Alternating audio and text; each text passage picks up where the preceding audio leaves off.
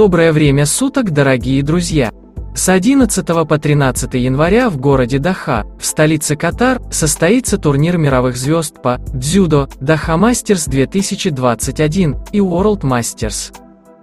На данном мероприятии примут участие, согласно мировым рейтингам, 36 лучших дзюдоистов мира в каждой весовой категории. По данным Федерации дзюдо Таджикистана, нашу страну на этом мероприятии будут представлять 3 известных дзюдоистов Таджикистана. Самон Махмадбеков и Бихрус Хаджазода оба выступят в весовой категории до 73 кг. Третьим представителем будет Темур Рахимов, он будет выступать в весовой категории 100 кг.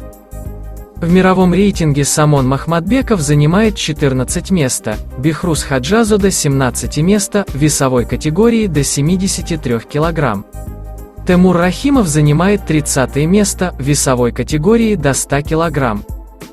В городе Доха, в столице Катара, впервые пройдет данный турнир Доха Мастерс 2021 World Masters. Мы желаем удачи и победы нашим спортсменам. На этом все, дорогие друзья. Если вам понравилось видео, поставьте лайки и не забудьте подписаться на наш канал. До новых встреч!